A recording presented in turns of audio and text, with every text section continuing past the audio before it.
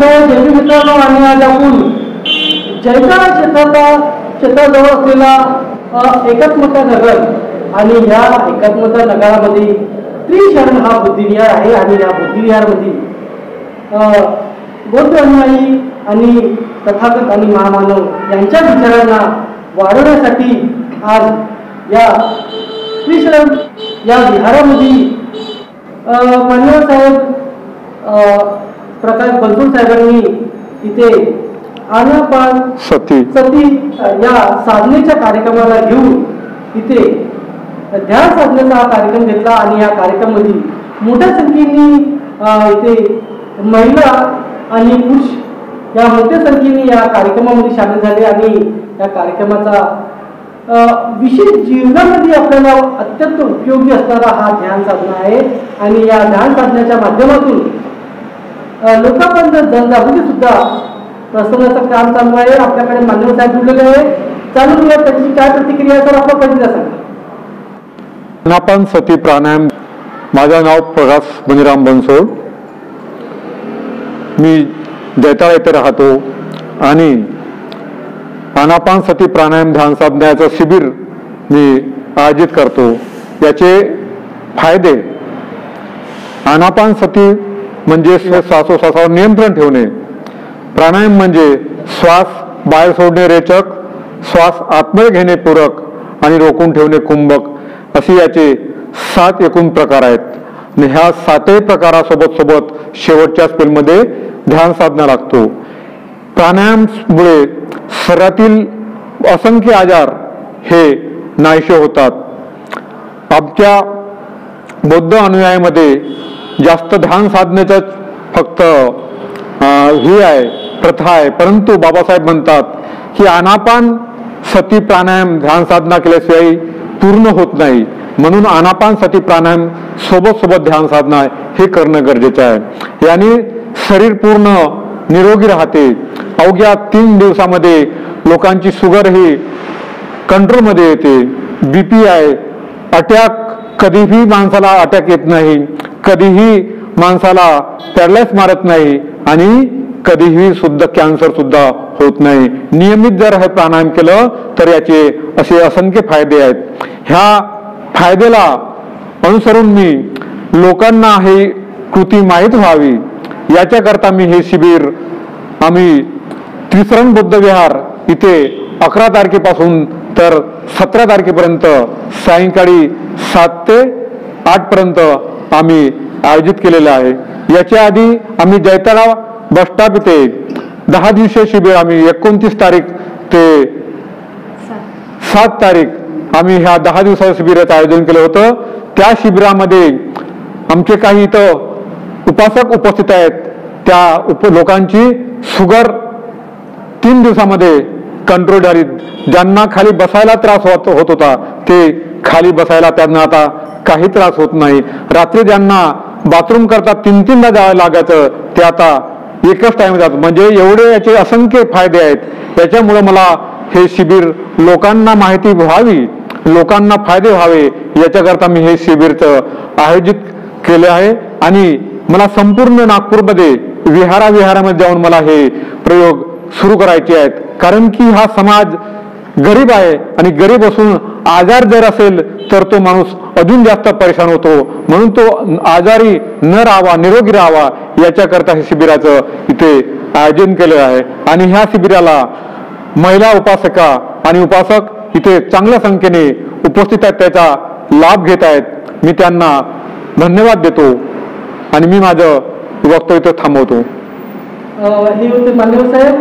आणि या जैताळ क्षेत्रात जवळील असलेला एकात्मता नगर आणि या एकात्मता नगरामध्ये त्रिशरण बुद्धिविहार आहे. या बुद्धिविहारामध्ये त्यांनी सुंदर असा हा उपक्रम राबवून जनतेपर्यंत एक मोठा संदेश दिलेला आहे. आणि या संदेशाच्या माध्यमातून तथागतचे विचार आणि त्यांचे ध्यान साधण्याचा सुद्धा प्रसार व्हावा याकरिता जनतेपर्यंत हा पोचावा याकरता इथे हा उत्सव राबवण्यात आला होता. या मान्यवर साहेबांनी इथे सुंदरशी आपल्या चॅनलची वार्ता केली आहे. आपल्याकडे मान्यवर मॅडम सुद्धा दिली आहे, त्यांची प्रतिक्रिया केली आहे. थेट चॅनलशी ममताताई घरडेताई जुळलेले आहे आणि त्या 30 या बुद्धिविहारामध्ये तथागत आणि महामानवाचे विचार जनतेपर्यंत पोहोचण्याच्या ताकदीने काम करतात आणि तळागाळातील लोकांना एकत्र करून ते या ध्यान साधण्याच्या माध्यमातून लोकांपर्यंत पोहोचून हा ध्यान साधना अत्यंत महत्वपूर्ण हा एक विषय आहे आणि यांना पोहोचायचं काम ते सुद्धा करता येत थेट आपल्याकडे जुळलेले आहे. काय सांगत मॅडमला पाहिजे. मी ममता घरडे आणि या एकात्मता नगरमध्ये राहते. हा एकात्मता नगरमधला त्रिशरण बुद्ध विहार इथे आमच्या सरांनी बनसोड सरांनी शिबिर घेण्याचे ठरवले होते. तर आम्ही सोमवारपासून आज 5वा दिवस आहे आमचा. तर 10 दिवसीय शिबिर घेण्यात येणार आहे.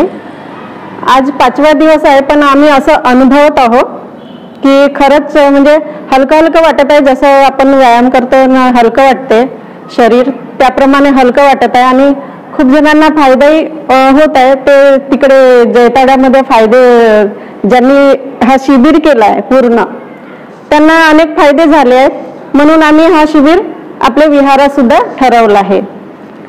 तर इथे बहुसंख्येने आमच्या महिला मंडळ आणि इथे पुरुष सुद्धा उपस्थित आहेत आणि जो आम्हाला आनापानसती प्राणायाम कपालभाती ध्यान साधना हे शिकवतात.